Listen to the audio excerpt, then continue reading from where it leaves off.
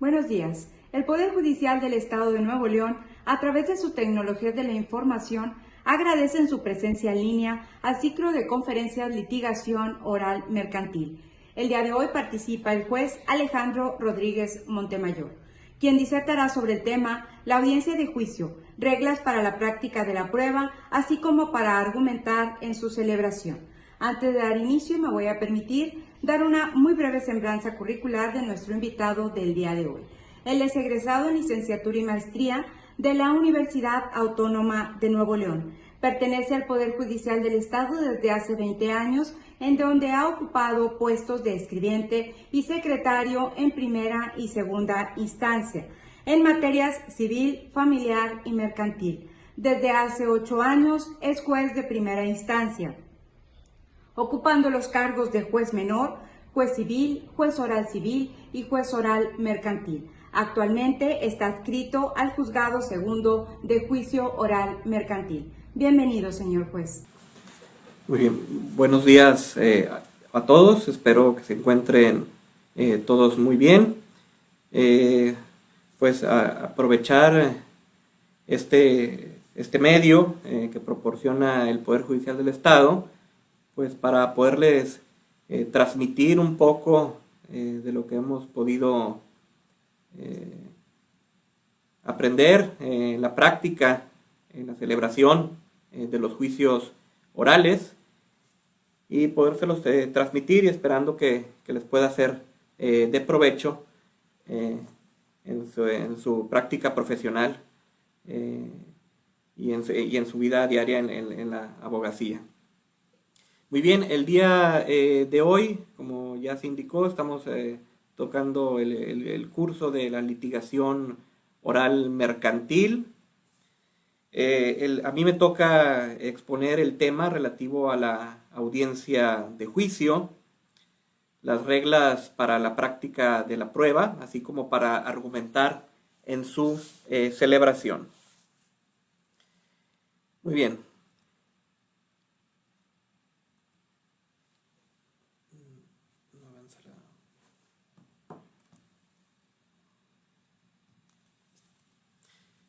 Muy bien, antes de abordar de lleno el tema de la audiencia de juicio, primero vamos brevemente a tocar unos antecedentes o el preámbulo de la audiencia de juicio. Para ello es importante recordar nuevamente las etapas de los juicios orales mercantiles. Ello aplica tanto para el juicio oral mercantil como para el juicio ejecutivo mercantil oral. En ambos tipos de procedimientos, las etapas son prácticamente las mismas, similares, salvo lo relativo, desde luego, en el caso del juicio ejecutivo, lo relativo al embargo precautorio de bienes. Fuera de eso, las fases son prácticamente las mismas. Son dos fases, básicamente la fase escrita, que es donde se integra la litis, que se conforma con la demanda, que es donde se hacen las reclamaciones y se exponen los fundamentos de la acción. La contestación, donde se oponen las excepciones, y el escrito de desahogo de vista. En esta fase escrita, lo único que variaría entre el juicio ordinario y el ejecutivo, pues sería básicamente el término para contestar, que en un caso es de 9 días y en el otro caso es de 8 días, pero fuera de eso la integración es prácticamente la misma. Y ya entrando en el ámbito de la fase oral, aplica igual para los dos tipos de procedimientos. La fase oral se encuentra integrada por la audiencia preliminar y la audiencia de juicio. Como ya se los indiqué antes de entrar a la audiencia de juicio, vamos a ver a grandes rasgos qué es lo que se vio en la audiencia preliminar y remarcar ahí algunos aspectos que son de suma trascendencia para la audiencia de juicio.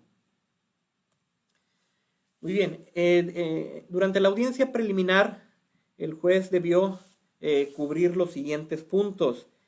Primero, debió depurar el procedimiento de cualquier obstáculo procesal, para así dejarlo libre de cualquier punto de esa naturaleza y poder resolver el fondo del asunto. En esa etapa debió de estudiar la legitimación procesal de las partes para actuar en el procedimiento y verificar si había alguna excepción procesal opuesta por cualquiera de las dos partes para en el acto de la misma audiencia preliminar resolver oralmente lo conducente. Después de depurar el procedimiento, debió procurar la conciliación entre las partes, a ver si era posible solucionar la controversia a través de la celebración de algún convenio. En caso de que no prosperare esa conciliación, viene una etapa, o el juez debió celebrar una etapa que es de suma trascendencia para la audiencia de juicio. Esa etapa, el juez, en conjunto con las partes, debe depurar lo que es la litis.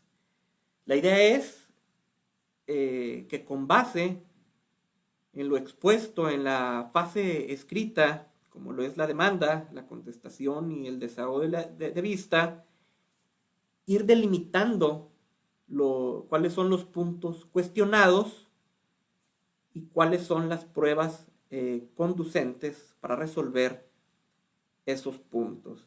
Es decir, en una primera etapa, la idea es que las partes se pongan de acuerdo sobre los puntos en donde no existe controversia, es decir, los puntos en los que ambos coinciden para tenerlo como un hecho no controvertido y hacerlo a un lado de la etapa probatoria. Pues ya no tendría caso invertirle tiempo a esos puntos porque ya están plenamente reconocidos. Entonces la idea es que se pongan de acuerdo sobre donde no existe controversia, lo dejamos fuera de la etapa probatoria para concentrarnos únicamente en lo que sea debatido. Y en una segunda etapa también las partes deben de poner o deben de expresar acuerdos probatorios.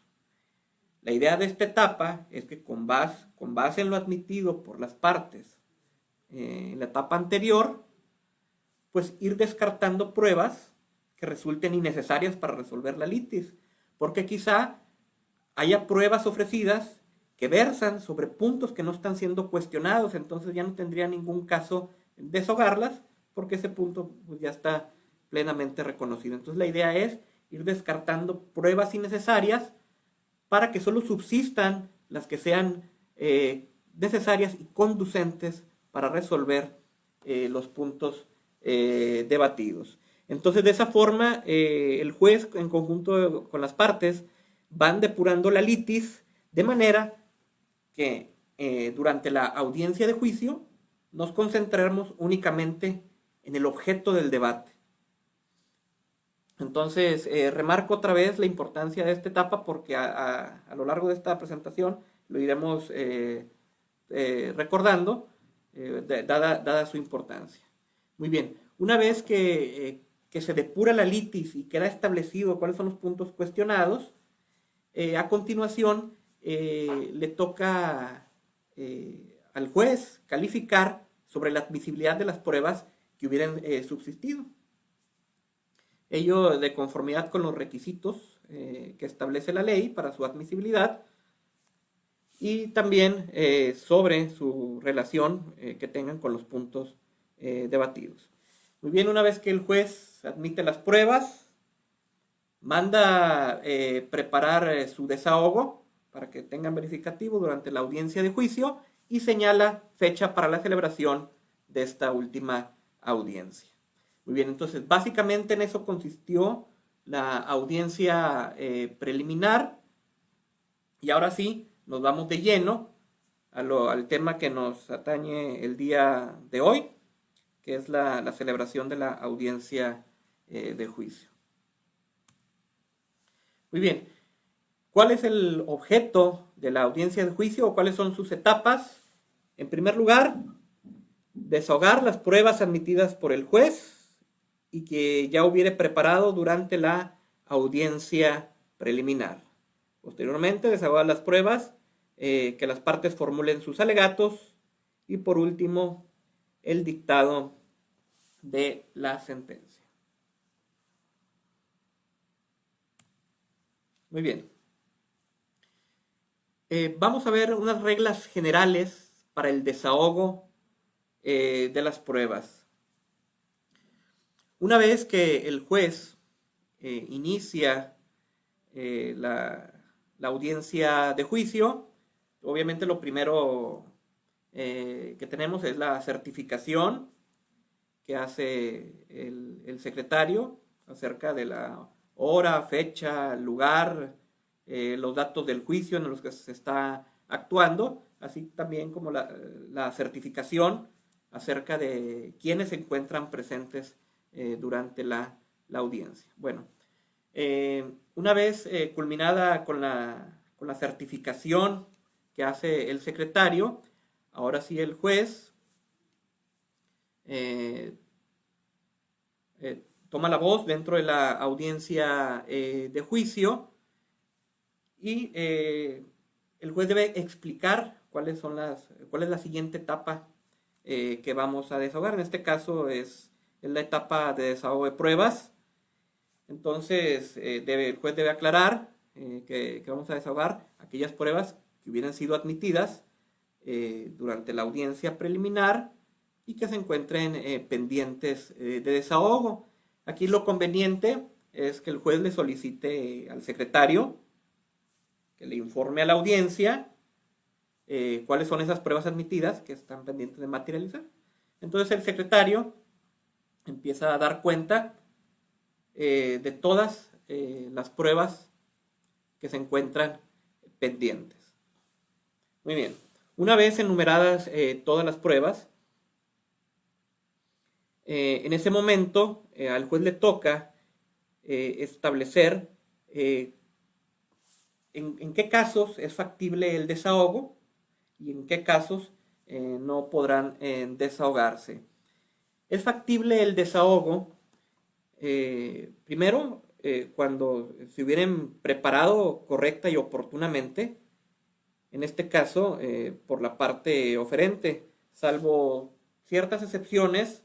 En términos generales, le toca a cada uno de los oferentes de las pruebas procurar la debida preparación y gestionar el debido desahogo de sus pruebas. Entonces, si cumplieron con esa obligación de preparar correctamente sus pruebas y además se reúnen los elementos necesarios para su desahogo, que en este caso lo común es que se refiere a que se encuentren presentes ya sea las partes o los terceros que vayan a intervenir, como los testigos o los peritos. Si se reúne todo eso, entonces sí es factible su desahogo. De lo contrario, en caso de que la parte oferente no lo hubiera preparado correcta y oportunamente, o bien que no se encuentren los elementos necesarios para su desahogo, como ya se indicó, que no se encuentre alguna de las partes, algún testigo o algún perito, entonces se deben de dejar de desahogar las pruebas respectivas y en su caso hacer los apercibimientos correspondientes que hubiera realizado el juez desde la audiencia preliminar. Más adelante vamos a ver cómo se debió de haber preparado cada una de las pruebas y cuál es la sanción para el caso de que no se hubiera preparado correctamente. Eso ya lo iremos viendo uno por uno dependiendo de cada una de las pruebas. Muy bien. Continuando con la introducción que se hace a la etapa de desahogo de pruebas, otra de las obligaciones del juez es tomar la protesta de ley a los terceros que vayan a intervenir, generalmente los testigos o los peritos. Incluso hay algunos casos en donde también es necesario tomar la protesta de ley a las mismas partes, porque es muy común que durante la audiencia preliminar acudan únicamente los abogados autorizados de las partes. Es decir, las partes materiales no acuden personalmente a la audiencia preliminar, sino que lo hacen hasta la audiencia de juicio, generalmente para poder desahogar las pruebas, específicamente la confesional. Entonces, como es la primera vez que están presentando, también se da el caso de que incluso a las partes se les tome también la protesta de ley en la audiencia de juicio. Muy bien, entonces, una vez que el juez establezca cuáles son las pruebas que están pendientes, en cuáles es viable su desahogo y ya haya descartado las que no se vayan a desahogar, entonces al juez le corresponde determinar el orden para el desahogo de las pruebas. Aquí es muy importante, y también para que los mismos litigantes en un momento dado también se lo pueden hacer ver al juez. Yo creo que aquí resulta que lo más prudente o conveniente al momento de determinar el orden para el desahogo de las pruebas es primero comenzar con aquellas partes que no sean parte procesal dentro del procedimiento, es decir, comenzar con los terceros que no sean parte, como lo son testigos o peritos. ¿Para qué?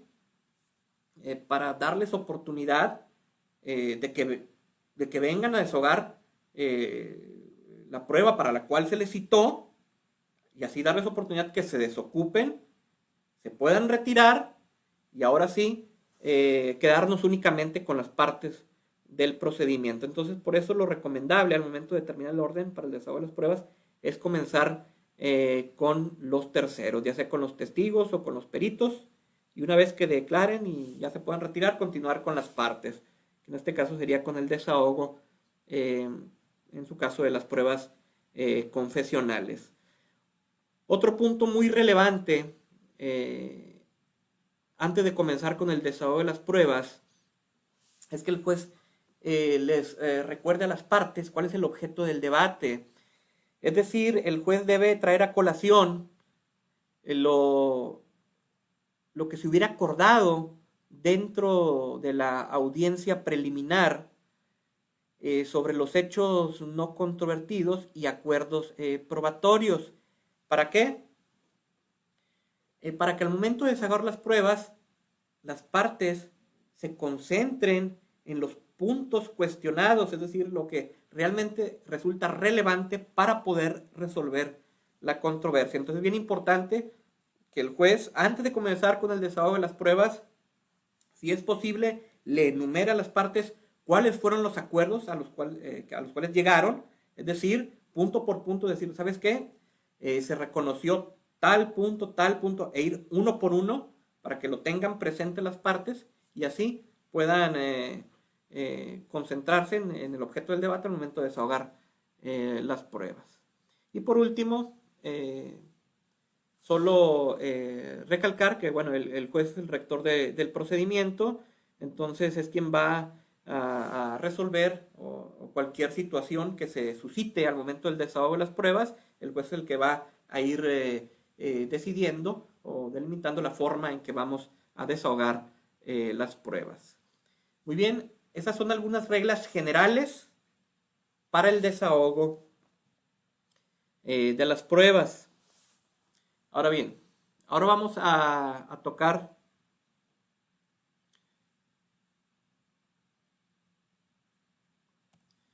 algunas recomendaciones, una recomendación general para los litigantes al momento de intervenir en el desahogo de las pruebas. Como ya se los había indicado cuando tocamos la audiencia preliminar, específicamente la etapa en donde se depura la litis, es muy importante al momento de desahogar las pruebas tener plenamente identificado el objeto del debate, es decir, cuál es el punto que debe atenderse para poder resolver la controversia. Entonces, es muy importante que al acudir a la audiencia de juicio para desahogar pruebas, el litigante nuevamente, así como lo hizo para la audiencia preliminar, nuevamente estudie exhaustivamente los escritos a través de los cuales se integró la litis, como lo es la demanda, la contestación y el desahogo de vista, para ir revisando punto por punto los hechos que se hubieran planteado y lo contestado por la parte demandada, para ir deduciendo cuáles fueron los puntos que están sobre los cuales no se está suscitando controversia, o sea, que están plenamente reconocidos, y así poder discernir cuáles son los puntos materia del debate. Para ello es necesario, obviamente, nuevamente verificar, como ya se indicó, los hechos no controvertidos y acuerdos probatorios acordados en la audiencia preliminar. Independientemente de que es recomendable que el juez se los recuerde en la audiencia de juicio, para los litigantes también es recomendable, independientemente de esa obligación, verificarlo nuevamente si tienen alguna copia de la videograbación de la audiencia preliminar, verificar todos los puntos que se hubieran adoptado. Todos y cada uno de ellos, donde no exista controversia, y así deducir cuál es la materia del juicio o el objeto del debate. Aquí en esta... Aquí estamos recordando básicamente en qué consisten los acuerdos sobre hechos no controvertidos y los acuerdos probatorios, como ya se indicó en la audiencia preliminar, con base en la demanda, contestación y desahogo de vista. Las partes de común acuerdo pueden excluir de la etapa probatoria aquellos hechos que estén reconocidos plenamente por ambas partes, para dejarlos fuera de la etapa probatoria y concentrarnos únicamente, que las pruebas versen únicamente sobre los puntos controvertidos. Y también, como ya vimos, los acuerdos probatorios es en la audiencia preliminar, también con base en lo expuesto en la fase escrita y en el resultado de la etapa de hechos no controvertidos, pues ir descartando aquellas pruebas que resulten necesarias para resolver la materia del debate. Aquí lo importante es que los litigantes tengan claro el objeto del debate y sobre el cual deberán enfocarse las pruebas. ¿Cuál es el objetivo de lo anterior? De que los litigantes puedan dirigir el desahogo de las pruebas a los puntos relevantes, evitando invertir tiempo y esfuerzo a puntos intrascendentes o ya superados. Se presenta en la práctica al momento de desahogar pruebas, ya sea alguna confesional o alguna testimonial. Muchas veces los litigantes pues ya llevan algún interrogatorio ya elaborado y empiezan a cuestionar puntos que realmente ya están superados. Entonces, salvo alguna estrategia para poder obtener alguna declaración, alguna confesión, lo cual ya veremos más adelante, realmente por economía procesal, pues no tiene caso estar cuestionando puntos que ya están superados. Entonces, el objetivo de ir debidamente preparados con la materia del juicio es para concentrarnos únicamente en los puntos relevantes y evitar interrogatorios o preguntas que ya no guarden relación con la controversia.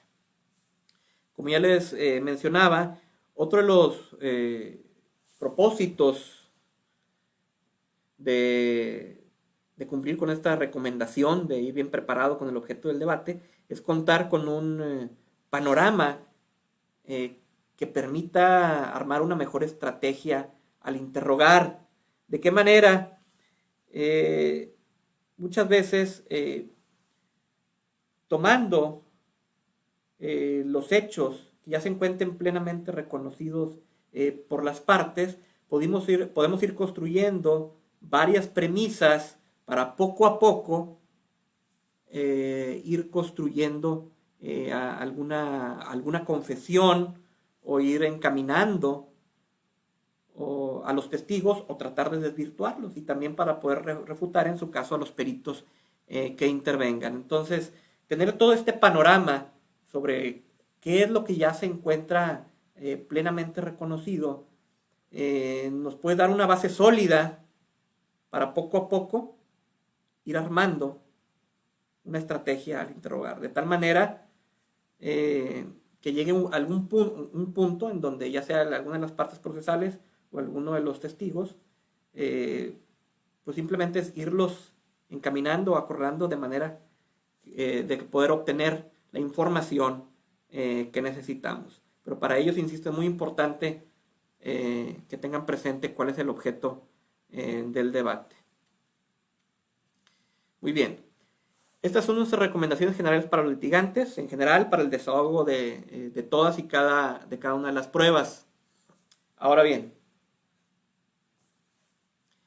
vamos a pasar ahora a cada una de las pruebas.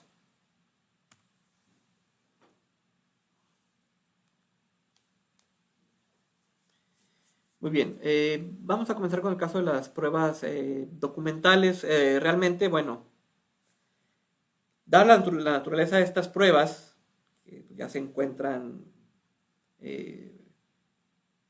plenamente constituidas al tratarse materialmente de un documento, pues no requieren de la intervención material del juzgado para su desahogo. Lo ideal en la audiencia de juicio sería traer a la vista los documentos, mostrarlos, hacer alguna descripción de su contenido y qué es lo que se pretende comprobar con ellos, con los documentos.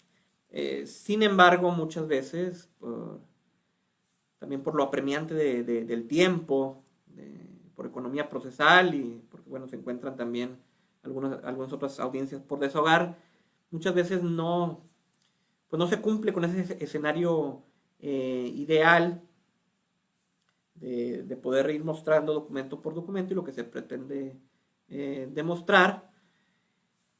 Y muchas veces se opta simplemente por recordar cuáles fueron los documentos admitidos durante la audiencia preliminar y tenerlos por desahogados, al no requerir de intervención material del juzgado. Aquí lo que se recomienda es que al desahogar el resto de las pruebas, como lo es la confesional, testimonial, periciales, en caso de que sea necesario traer a colación algún documento, ahora sí, ahí pedir al juez que muestre el documento, poderlo poner a la vista de las partes o de los testigos o lo que se requiera, y ahí sí describir su contenido. Entonces, si no se puede cumplir con ese escenario ideal de describir documento por documento, pues sí, ya pueden aprovechar la etapa de desahogo de las demás pruebas para, en caso de ser necesario, irlos mostrando a la persona que esté declarando y que pueda responder lo que se le está cuestionando. Muy bien, es el caso de las pruebas, el desahogo de las pruebas documentales.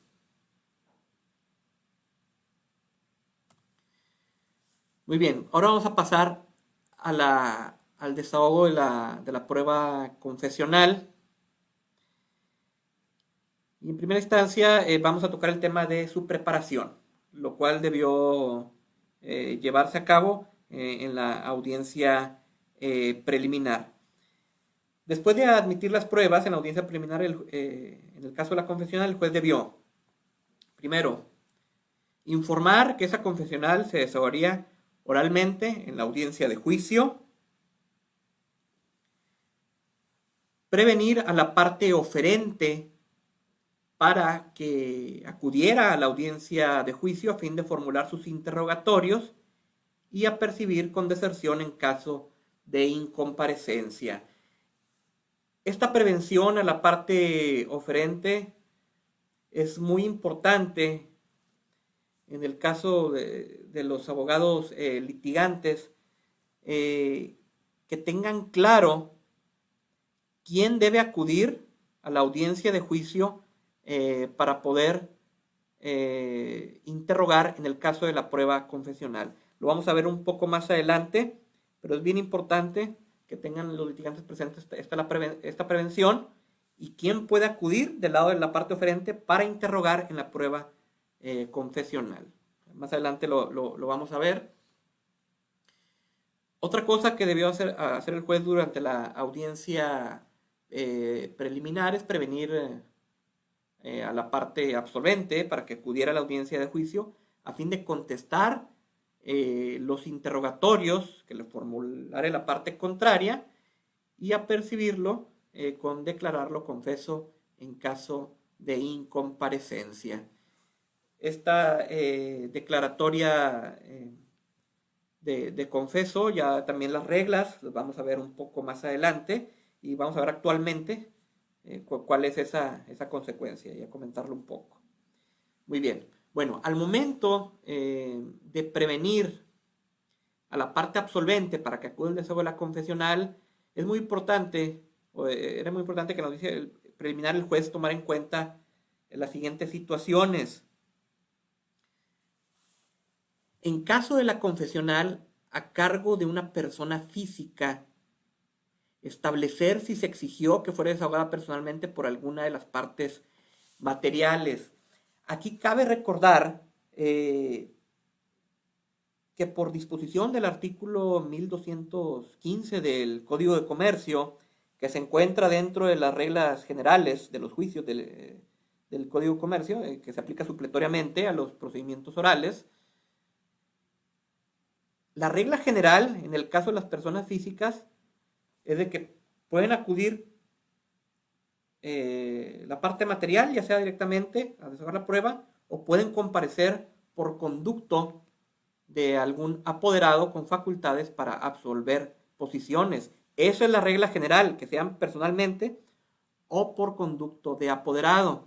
La excepción es cuando la parte oferente hubiera exigido en su ofrecimiento que la prueba fuera desahogada personalmente por alguna de las partes y explicare en su ofrecimiento la necesidad de desahogarla de esa manera. Entonces sí es bien importante que el juez desde la audiencia preliminar señale esa situación, es decir, si se exigió que fuere desahogada personalmente por alguna de las partes, para que la prevención se dirija exclusivamente a esa parte material, es decir, que no podrá comparecer algún apoderado.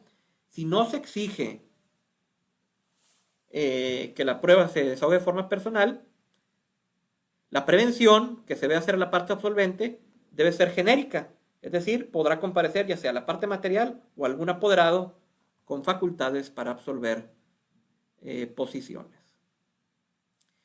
Y en el caso de la confesional a cargo de personas morales, es muy importante que desde la audiencia preliminar el juez señale que con fundamento en el artículo 1217 del Código de Comercio, aplicado también supletoriamente a las reglas de los juicios orales, esa confesional debe ser desahogada por conducto de cualquier apoderado o representante legal con facultades para absolver posiciones.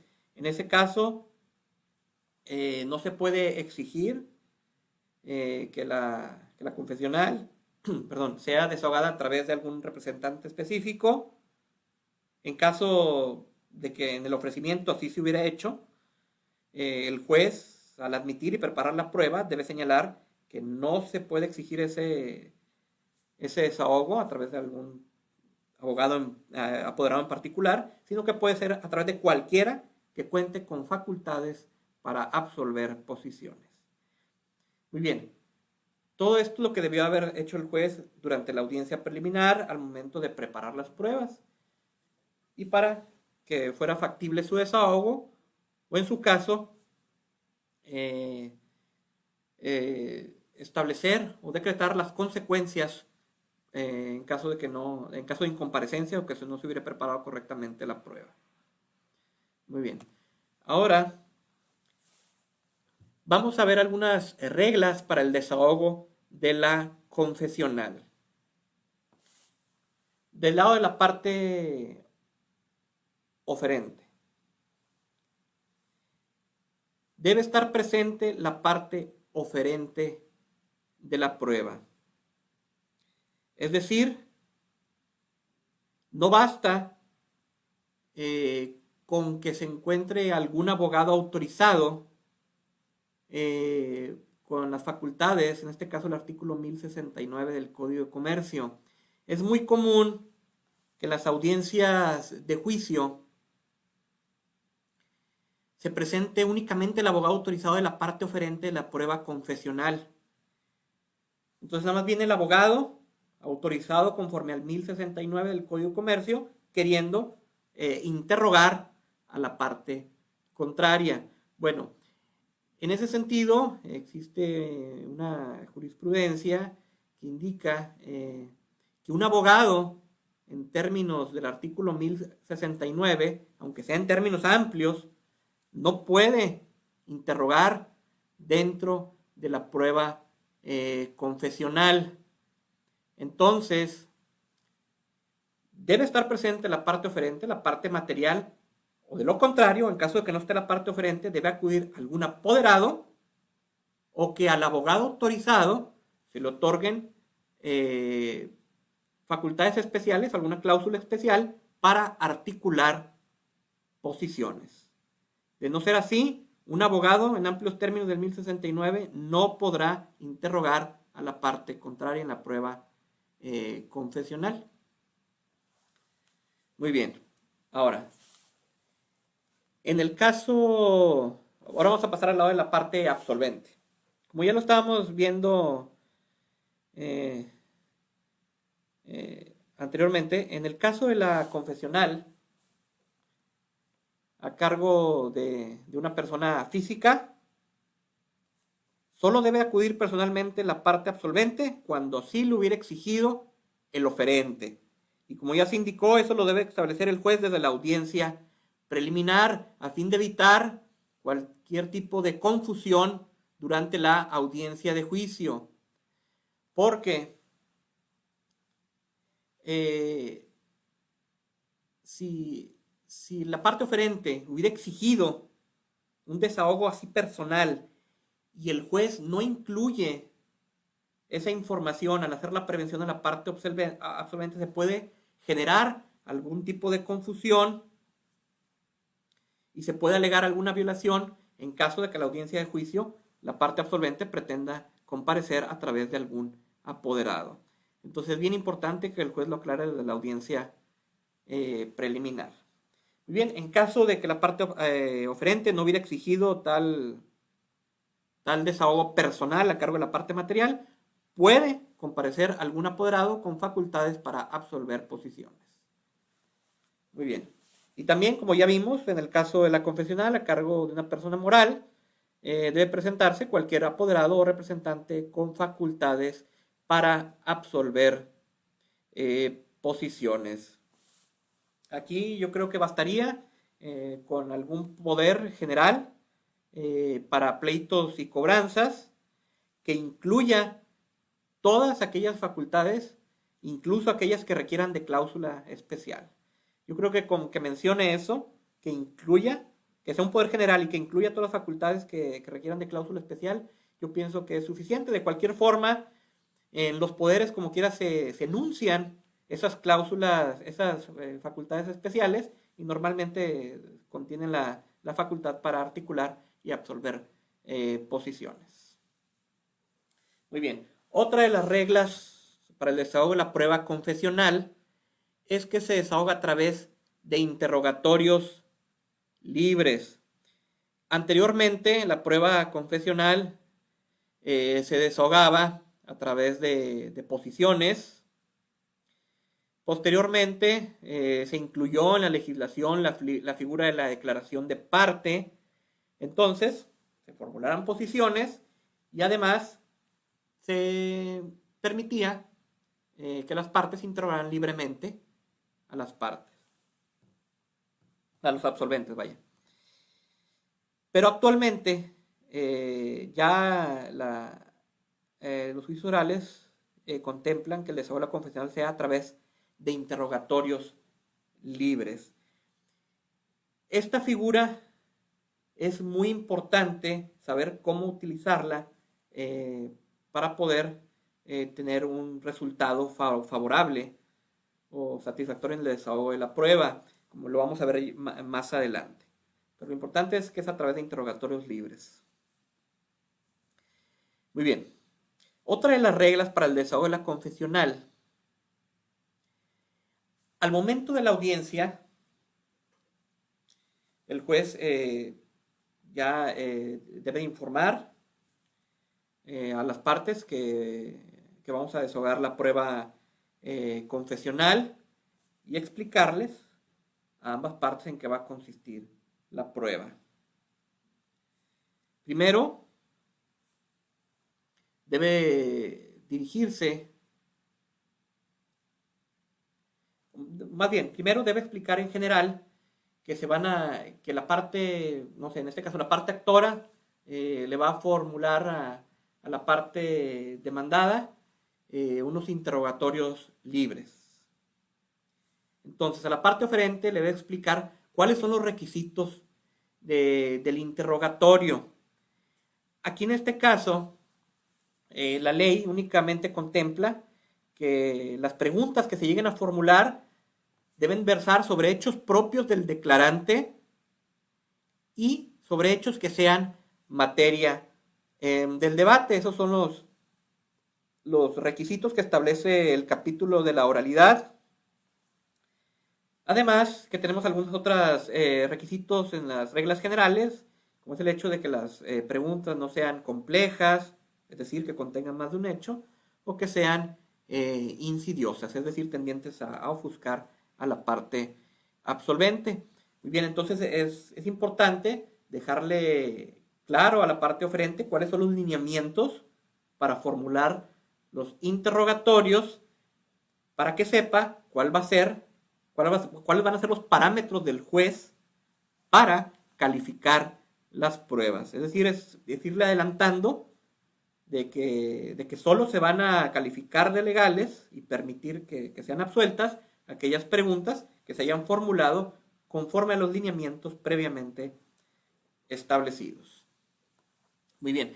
Luego debe el juez dirigirse a la parte absolvente e indicarle la forma, no el fondo, la forma en que debe de contestar. Y aquí es muy importante porque, como ya indicamos, estamos en presencia de interrogatorios libres. Eso significa que puede haber dos tipos de preguntas, ya sea preguntas abiertas o genéricas, que son tendientes a obtener información de la persona que nos está declarando, y también los interrogatorios pueden contener preguntas cerradas, es decir, planteamientos específicos tendientes a obtener alguna confesión o reconocimiento de la parte absolvente, es decir, una posición. Es decir, es un planteamiento a través del cual buscamos que la parte absolvente simplemente nos conteste con un sí o con un no, con un sí es cierto o con un no es cierto. Entonces, como hay preguntas abiertas y preguntas cerradas, como son posiciones, debemos de aclarar al absolvente cómo debe de contestar, la forma en que debe de contestar. Entonces le decimos, el juez debe decir al absolvente, en caso de que se trate de una pregunta abierta o genérica, estábamos con la prueba confesional de cómo el juez debía explicarle a la parte absolvente la forma en que debía de contestar. Entonces el juez se dirige al absolvente y le dice, en caso de que se trate de alguna pregunta abierta o genérica, usted tendrá que contestar todo lo que sepa y le conste al respecto. Pero si se trata de una pregunta cerrada, es decir, una posición a través del cual le piden que reconozca algún hecho en particular, entonces tendrá que contestar si es cierto o no es cierto lo que se le está preguntando. Y después de contestar de esa manera, podrá hacer las aclaraciones o comentarios que estime pertinentes. Pero de entrada, contestar si es cierto o no es cierto, apercibiéndolo de que en caso de no contestar de esa manera, de negarse a declarar o de contestar con evasivas, se le tendrá por reconociendo el contenido de la posición. Muy bien, entonces ese apercibimiento solo aplica en caso de las preguntas cerradas o posiciones. En el caso de las preguntas abiertas, como lo que se busca es información, ahí no, el declarante nos debe de contestar lo que sepa y le conste al respecto. Ahora bien, una vez que se le explica a ambas partes los lineamientos a seguir y la forma en que vamos a desahogar, ahora sí pasa el declarante al lugar designado en la sala para tal efecto. Se le da el uso de la palabra a la parte oferente, quien se le da la indicación para que comience con su interrogatorio. Cuando vaya interrogando la parte oferente, simultáneamente el juez, al momento de que se vaya formulando cada una de las preguntas, debe ir calificando en el acto la legalidad de las preguntas. Si el juez considera que la pregunta es legal, debe pedirle la respuesta al declarante. En caso de que considere que no está formulada conforme a derecho, el juez debe desechar la pregunta e indicarle a la parte declarante que ya no debe de contestar. Aquí, por cuestión de celeridad y de economía procesal, lo recomendable es de que el juez le diga a las partes que si el juez le pide al declarante, que una vez formulada la pregunta, si le pide al declarante su respuesta, se sobreentienda que está calificada de legal. Solo en caso de que el juez se pronuncie, es porque la considera que es contra el derecho y que la está desechando. Pero que ante el silencio del juez, que se sobreentienda que la pregunta está admitida, a fin de evitar que en cada una de las preguntas el juez vaya diciendo se califica de legal, conteste, se califica de legal, conteste. A fin de evitar eso, simplemente que en caso de silencio se sobreentienda que está admitida la pregunta. Muy bien. También el juez va calificando, pero también la parte contraria puede objetar. Si el abogado de la parte absolvente considera que alguna de las preguntas está formulada de manera contraria a derecho, es decir, que no es un hecho propio del declarante, que no es un hecho que guarde relación con la materia del debate, que sea compleja o insidiosa, puede levantar la mano, pedir el uso de la palabra al juez y objetar la pregunta diciendo el motivo de su objeción. Es decir, o sea, que diga, objeto, se objeta toda vez que la pregunta es insidiosa, o objeto porque la pregunta no es un hecho propio de la parte absolvente. O sea, debe de objetar y dar el motivo de la objeción, y en el mismo acto el juez debe resolver lo conducente. En caso de que proceda la objeción, se desecha la pregunta. En caso de que el juez difiera de la opinión del litigante y considere que la pregunta sí es legal y que guarda relación con la litis, le va a pedir al declarante que emita su respuesta. Muy bien. ¿Qué pasa en caso de incomparecencia? Bueno, lo que actualmente contempla la ley es de que se tendrán por ciertos los hechos que el oferente pretendía acreditar con la prueba. Anteriormente, para declarar confeso, se requería la exhibición de pliegos de posiciones.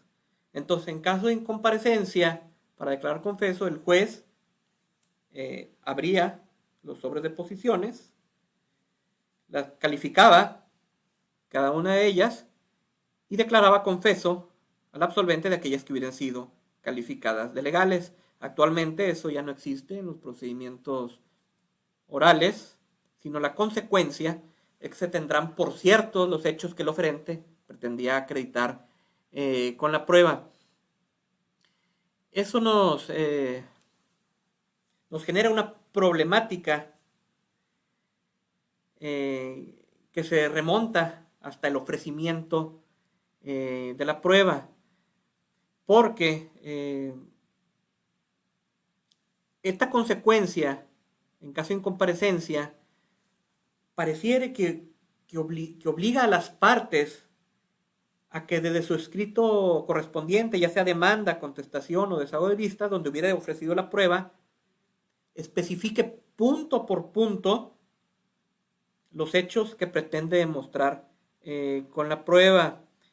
Y existe alguna discusión sobre ese asunto de qué tan conveniente es desglosar puntos por puntos en el ofrecimiento sobre lo que va a versar la prueba, porque sería tanto como anticiparle o adelantarle a la parte contraria pues lo que se le va a preguntar. Entonces existe ahí una discusión sobre ese punto, porque ahora la nueva consecuencia que nos marca la ley pues pareciera que nos obliga a especificar en el ofrecimiento punto por punto todo lo que se pretende demostrar para poder declarar confeso.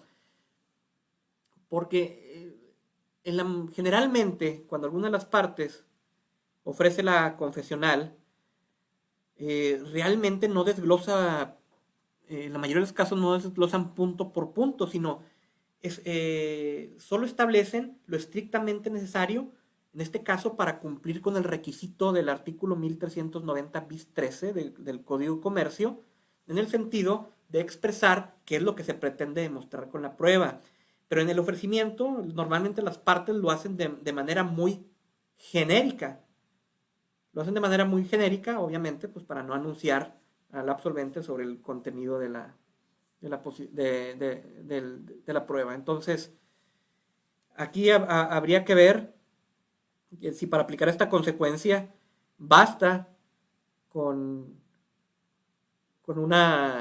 expresar genéricamente en qué va a consistir la prueba, o si es necesario en el ofrecimiento desglosar punto por punto. En una opinión personal, para mí es suficiente que en el ofrecimiento se haya cumplido con el requisito del artículo 1390 bis 13, es decir, que se exprese lo que se pretende demostrar con la prueba, y que todo lo que rodee o que implique ese punto, que todo quede plenamente reconocido. Esa es una opinión personal.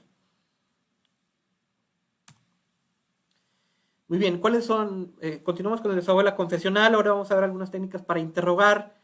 Se recomienda a los litigantes, número 1, no sujetarse estrictamente a un interrogatorio ya elaborado, sino tener una base de la litis conforme a lo que se haya actuado hasta ese momento, e ir estructurando su interrogatorio conforme se va desarrollando la prueba.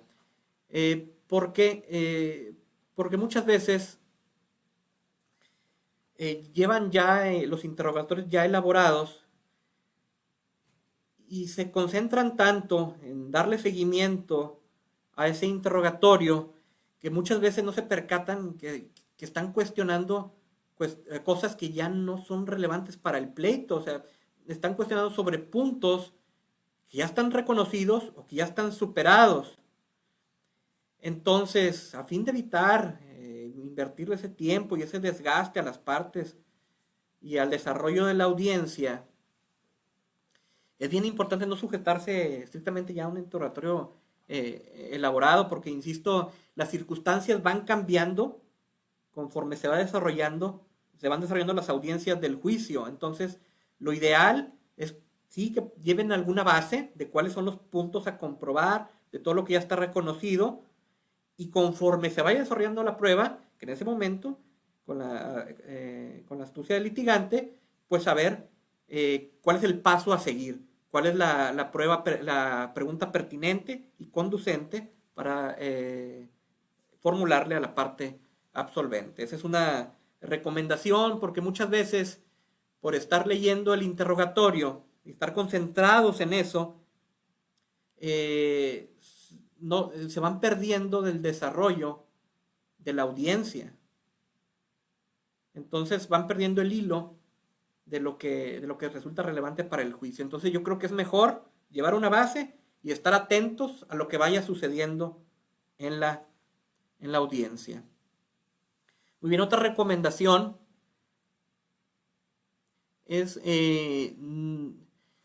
actualmente ya indicamos el desahogo a través de interrogatorios libres. Pueden ser preguntas abiertas o preguntas cerradas, es decir, posiciones. Todavía es común que los litigantes traigan el antiguo sistema de utilizar exclusivamente posiciones. Entonces se recomienda no utilizar exclusivamente posiciones. Realmente ese sistema rara vez arrojaba alguna información que fuera importante para resolver el juicio. ¿Por qué? Porque muchas veces, no sé si bien o mal, los absolventes quizá ya iban predispuestos a contestar todo de manera negativa. Entonces comenzaba la parte oferente con la formulación de las posiciones y todo era contestar no es cierto. Diga si es cierto como lo es, no es cierto. Diga si es cierto como lo es, no es cierto. Como que ya iban predispuestos a contestar todo que no es cierto. Entonces, pues rara vez resultaba, pues ahora sí que fructífera el desarrollo el desahogo de la prueba para resolver la litis. Es por ello que posteriormente se introdujo la declaración de parte y actualmente se manejan interrogatorios libres. Pero tampoco es recomendable, porque también actualmente sucede que los litigantes primero comienzan con las posiciones y formulan todas las posiciones y lo normal, lo que comúnmente sucede es que siempre contesten no es cierto, no es cierto, no es cierto, no es cierto, y luego ya pasan a la declaración de parte.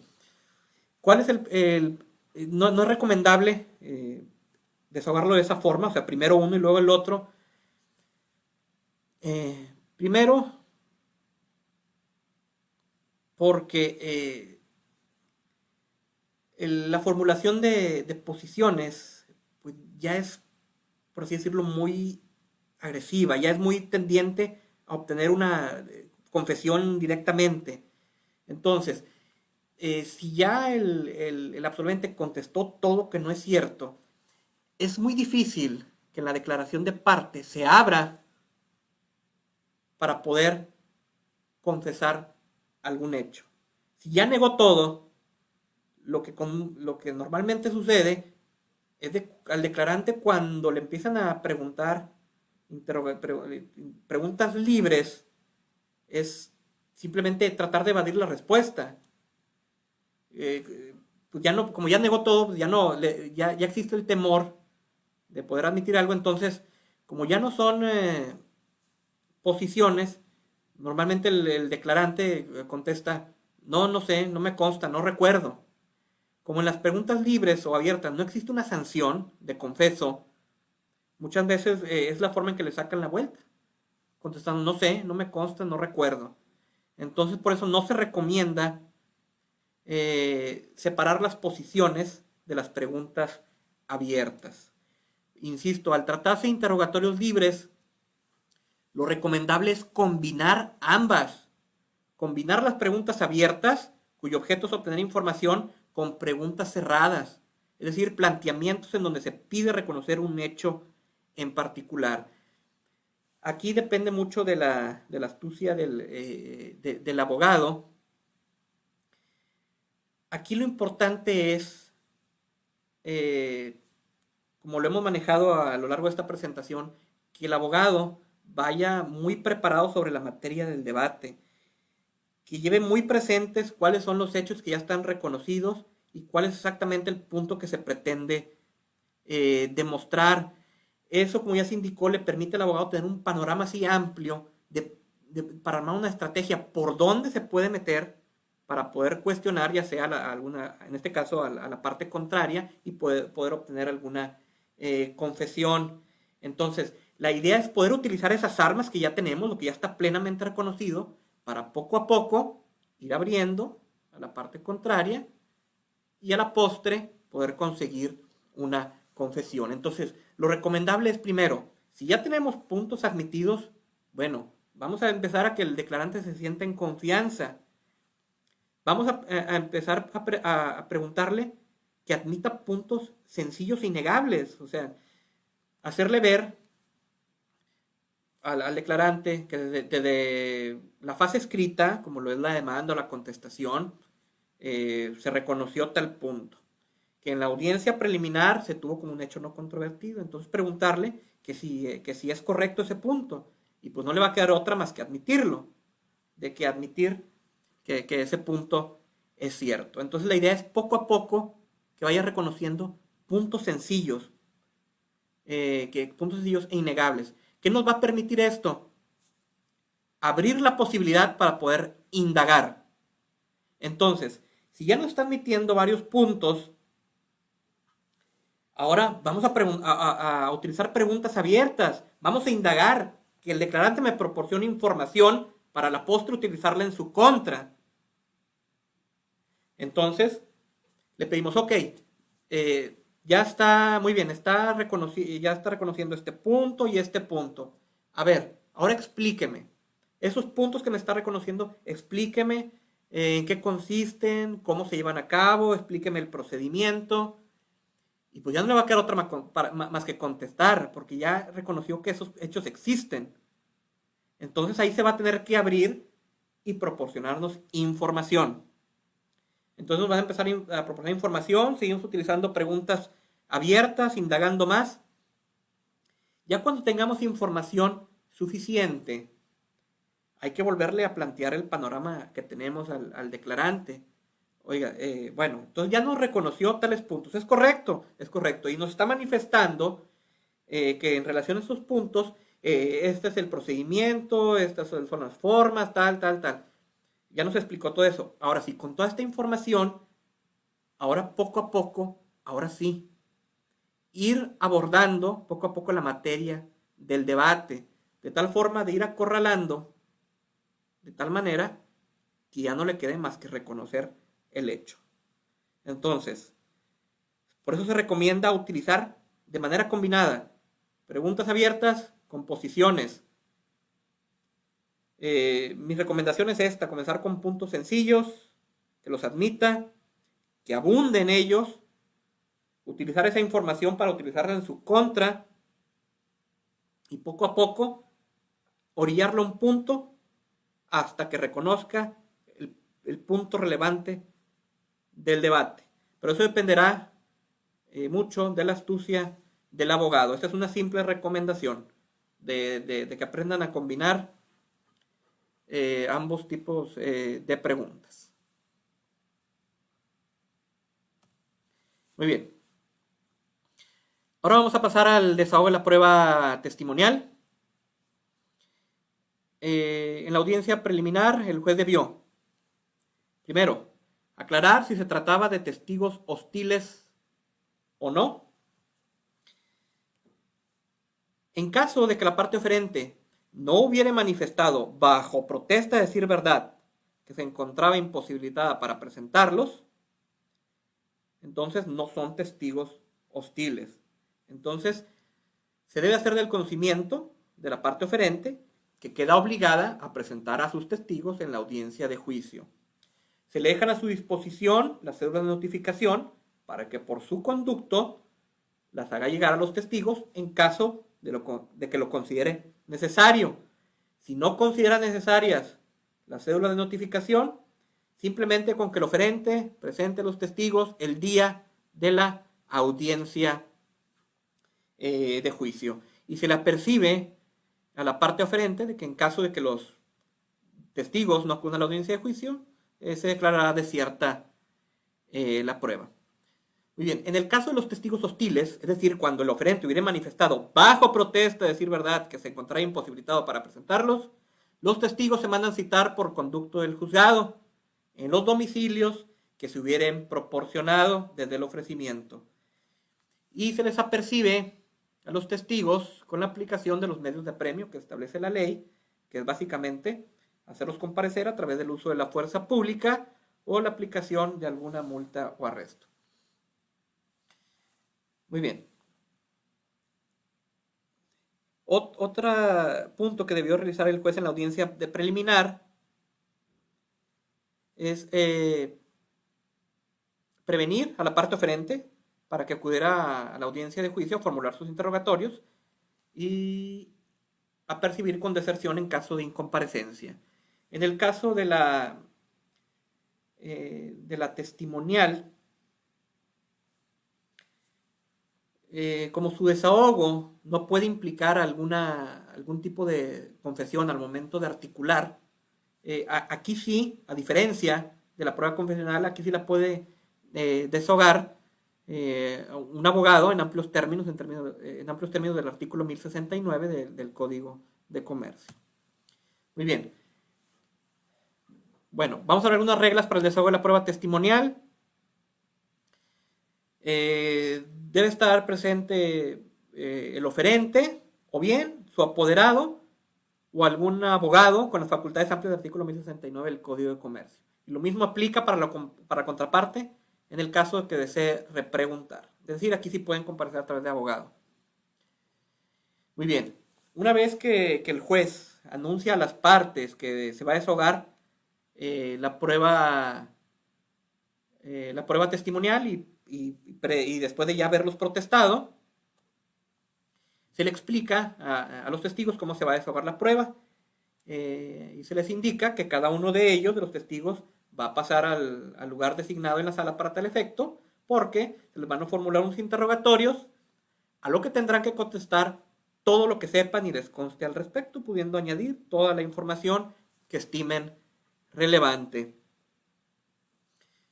Muy bien, eso se les explica a los testigos, a las partes, se les indican los requisitos de las preguntas o repreguntas. Es decir, que sean preguntas claras, precisas, no sugerentes y relativas a los puntos debatidos. Esos lineamientos se les aclaran para que queden claros los parámetros para la calificación de las preguntas. Muy bien. Otra de las reglas para el desahogo es de que solo debe permanecer en la sala el testigo que va a declarar para evitar comunicación. Como se trata de un testimonio propio de cada uno de los declarantes, la idea es evitar que el que no está declarando se vea influenciado por el que está declarando. Entonces la idea es separarlos. Cuando son dos testigos, sencillo, pasa uno a declarar, el otro sale de la sala y se lleva a un lugar de espera mientras le toca su turno para declarar. Una vez que termine el que está en la sala, se hace ingresar al otro y el que ya declaró, si así lo desea, ya se puede retirar. Sin embargo, cuando son más de dos testigos, existe una problemática. Por ejemplo, si son 4 testigos, se queda uno declarando y 3 están esperando afuera. Termina el primero, pero ese primero, a diferencia de cuando son solo 2, todavía no se puede retirar de la sala. ¿Por qué?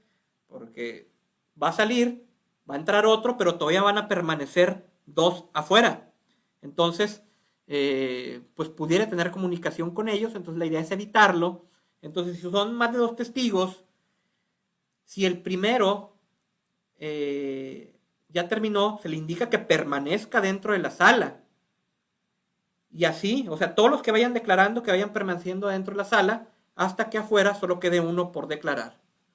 Cuando ya pase el último, ahora sí se les da la indicación al resto de que ya se pueden retirar de la sala. Muy bien. Otra de las reglas,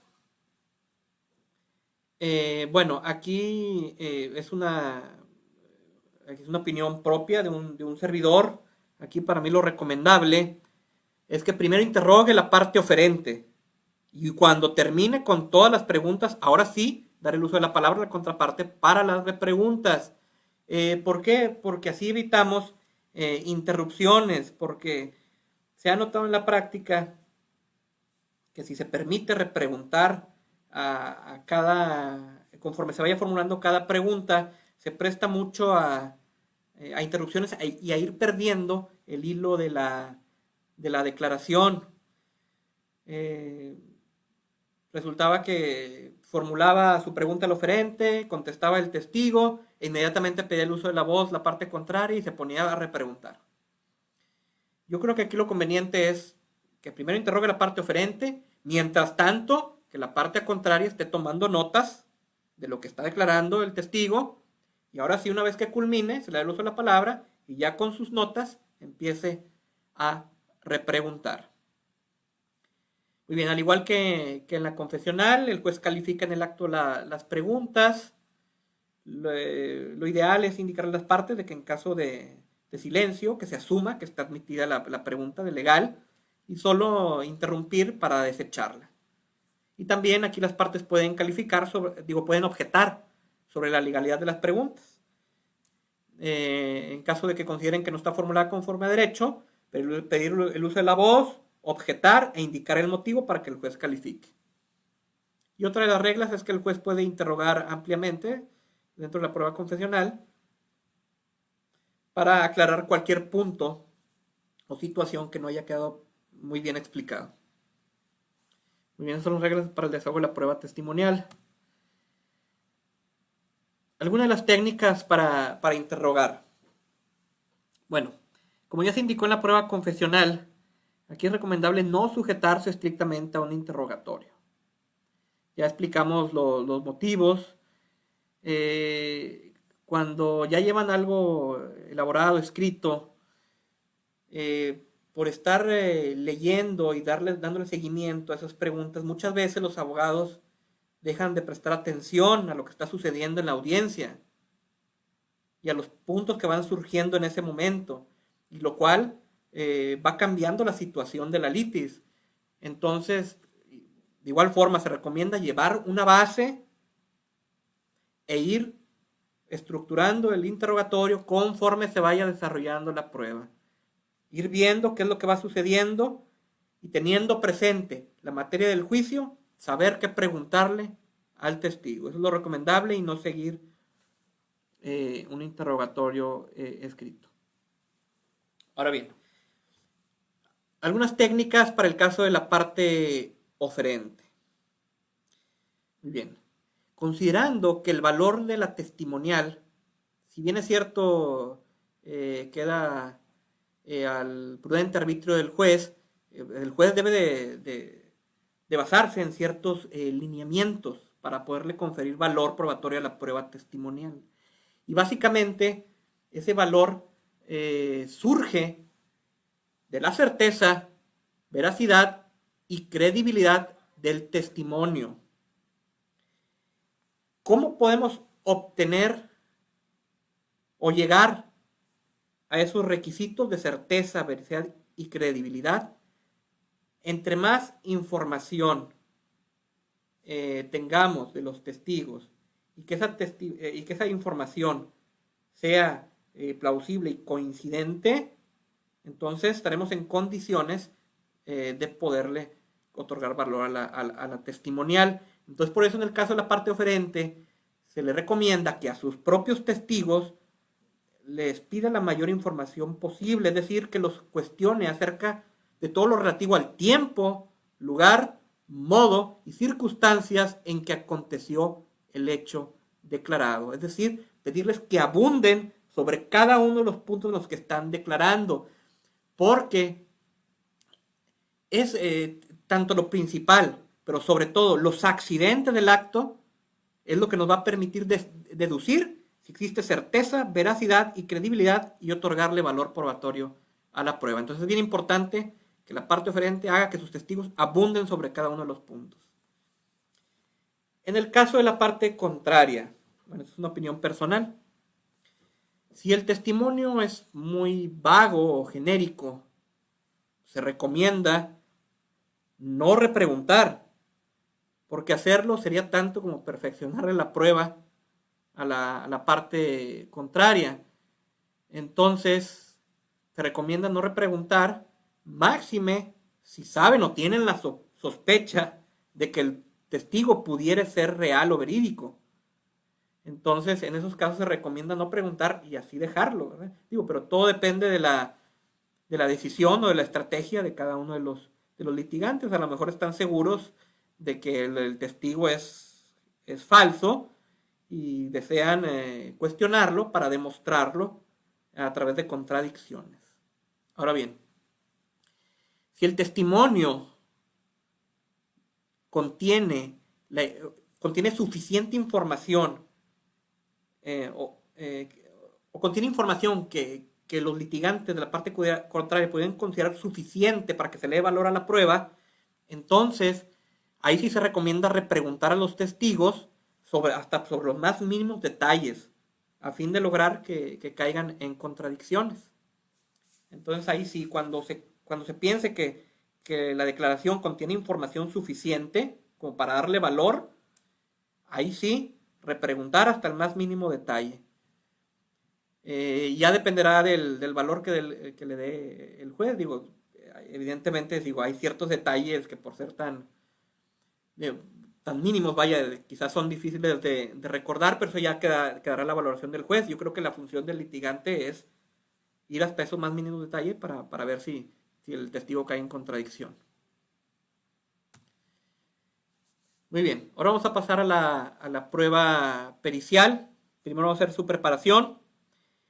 En la audiencia preliminar, el juez debió especificar la materia de la pericial, es decir, si es pericial en grafoscopía, en contabilidad, es decir la materia de la pericial, dar a conocer el nombre de los peritos propuestos por cada una de las partes y sus domicilios, recabar el material necesario en caso de que aplique, por ejemplo, en caso de una pericial en grafoscopía, donde se esté cuestionando la autenticidad de alguna firma,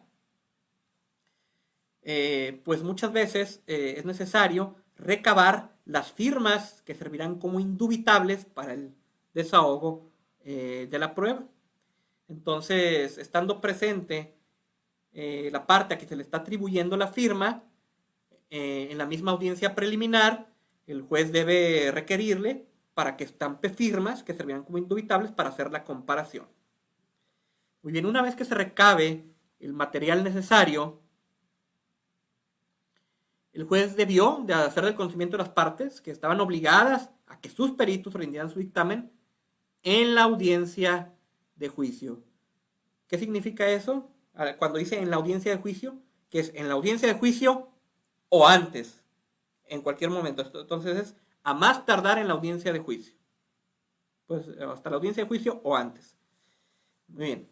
También debió de hacer el conocimiento de las partes que estaban obligadas a que sus peritos acudieran a la audiencia de juicio, debidamente identificados con su cédula profesional o con el documento necesario para acreditar su especialidad en la materia, con el objetivo de exponer su dictamen y responder las preguntas que se le hicieran en el acto, y explicar a las partes las consecuencias si alguno de los peritos o ambos no rinden su dictamen o no acuden a la audiencia de juicio. Muy bien. Vamos a ver esas consecuencias de una vez. Si el perito de la parte oferente no rinde su dictamen o no acude a la audiencia de juicio, se declara desierta la prueba. Si el perito de la parte contraria al oferente no rinde su dictamen o no acude a la audiencia de juicio, nos vamos únicamente con el dictamen de la parte oferente. Y si ninguno de los peritos rinde su dictamen o acude a la audiencia de juicio, desde luego se declara desierta la prueba. Muy bien, ¿cuáles son algunas reglas para la pericial? Como ya indicamos, la ley dice que las partes deben de presentar los dictámenes en la audiencia de juicio. pero esto significa que es en la audiencia o antes, es decir, a más tardar en la audiencia de juicio. Otra de las reglas es que los peritos deben de asistir a la audiencia y exhibir los documentos necesarios. Ya dijimos, su cédula profesional o el documento con el cual justifiquen su especialidad en la materia. Obviamente, después de tomar la protesta, pedirles a los peritos que pasen al lugar designado para tal efecto en la sala de audiencia y que expliquen verbalmente sus dictámenes, es decir,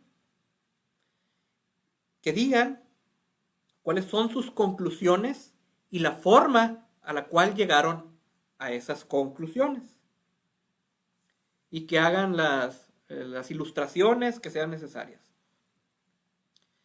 Posteriormente, después de exponer su dictamen, se les concede el uso de la palabra a las partes para que cuestionen al perito sobre la materia del dictamen. Primero comienza la parte oferente, posteriormente la parte contraria, y el juez lo puede hacer en cualquier momento para aclarar algún punto que no haya quedado plenamente definido. Una vez desahogada la prueba, si el juez considera que los dictámenes son sustancialmente contradictorios, puede designar un tercero en discordia, el cual ya será citado por el juzgado para que desahogue en cierta fecha específica en donde se reunirá la audiencia de juicio y se desahogará bajo las mismas reglas. Y una vez ya teniendo los 3 dictámenes, ya queda integrada la pericial y ya queda lista para ser valorada en la sentencia definitiva. Muy bien. Algunas técnicas para interrogar dentro de la prueba pericial. Aquí es importante recordar que actualmente, como ya vimos, la ley establece que el dictamen debe presentarse en la audiencia de juicio. Anteriormente se manejaba un término de 10 días para que el perito aceptara el cargo y rindiera el dictamen, y posteriormente ya se celebraba la audiencia de juicio. Actualmente no, actualmente dice que el dictamen se presenta en la audiencia de juicio. Esto genera un problema. En mi opinión, como ya se mencionó hace rato, se puede presentar en la audiencia de juicio o antes, en cualquier otro momento. Sin embargo, en la práctica es muy raro, casi nunca he visto que presenten el dictamen antes de la audiencia de juicio. Por lo general, el dictamen lo presentan el mismo día de la audiencia, y supongo yo que es por estrategia, a fin de evitar que la parte contraria se pueda imponer del contenido del dictamen. Para mí, yo creo que le faltó un poco ahí al legislador prever esa situación, porque yo pienso que se debió de haber establecido que las partes estaban obligadas a presentar el dictamen ciertos días antes de la audiencia de juicio. No se previó esa situación, entonces nos genera ese problema de que, por lo general, por no decir que siempre, lo presentan el mismo día de la audiencia de juicio. Entonces, aquí para los litigantes es muy importante, si así lo consideran prudente, si desean desahogar, pues adelante, pero si así lo estiman prudente, yo creo que lo que recomendable es pedir tiempo para poder imponerse del dictamen. ¿Y a qué me refiero con tiempo? Tiempo puede ser simplemente tomar un receso por algunos minutos o el tiempo que se estime prudente para poder imponerse del dictamen, o incluso, ¿por qué no?, suspender la audiencia y diferirla para otra fecha, para que las partes se puedan imponer de los dictámenes y puedan interrogar a los peritos. Entonces, pero bueno, eso ya queda a decidir, no a decisión, sino a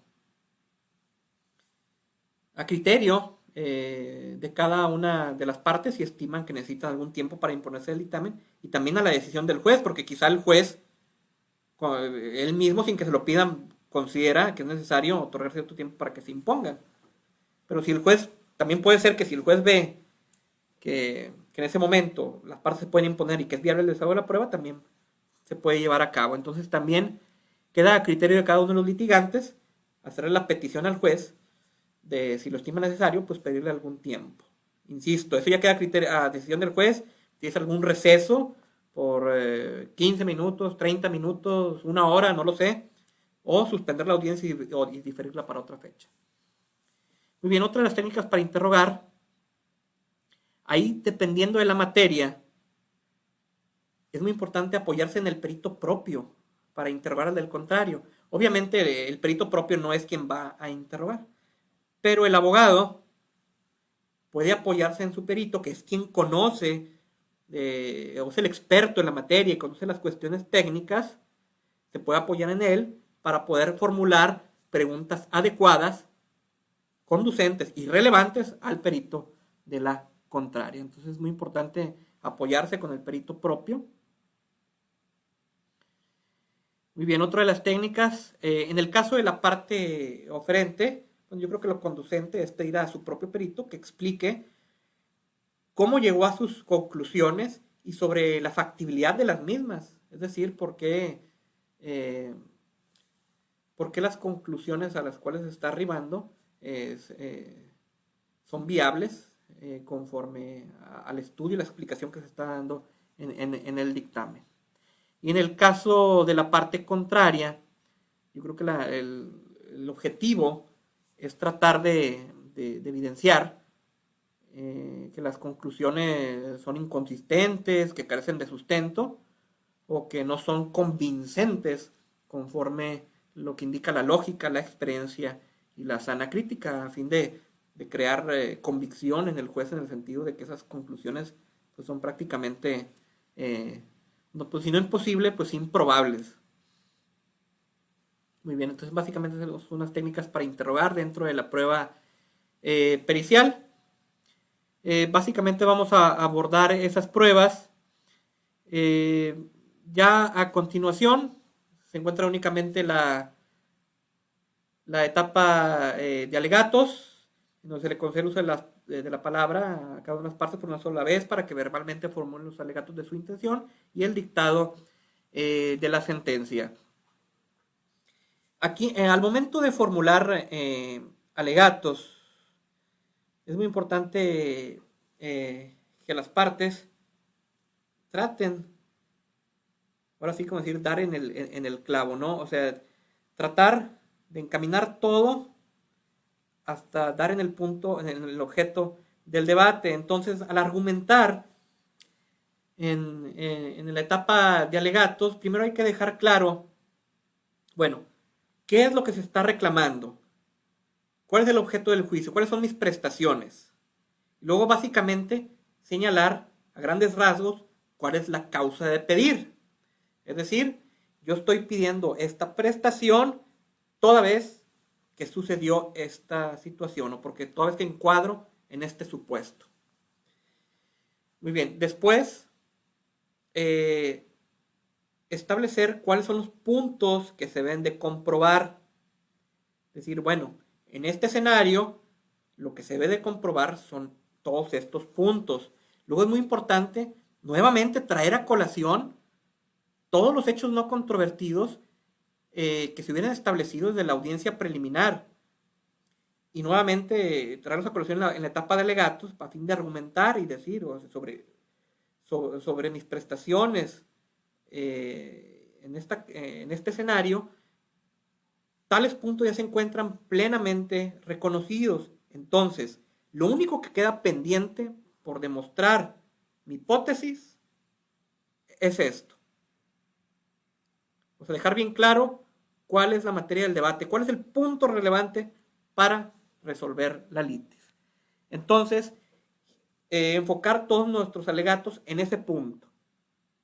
Aterrizarlo y decir, entonces, toda la controversia gira en torno a este hecho. Y este hecho se demuestra de la siguiente manera. Y ahora sí abordamos las pruebas que se hubieran desahogado.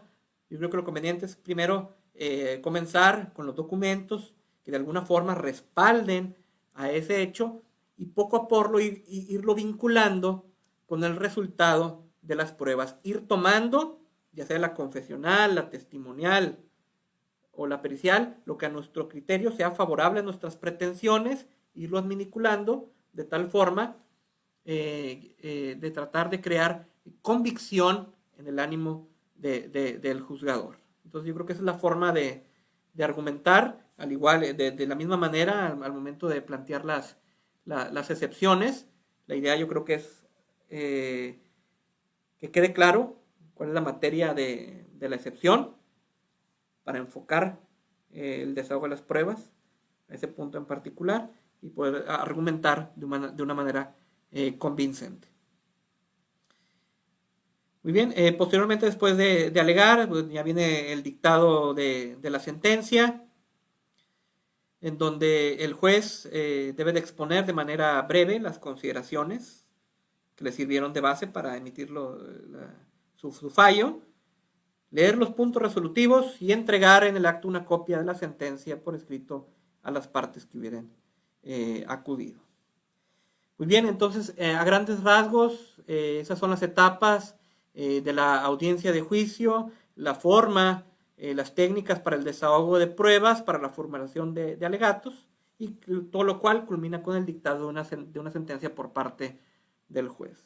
Muy bien, de esta forma queda pues agotado la materia del tema del día de hoy. Espero que sea de utilidad para toda la audiencia, quien haya presenciado, y que lo puedan aplicar en su vida profesional. Muy bien, por mi parte, pues me despido y muchas gracias a todos.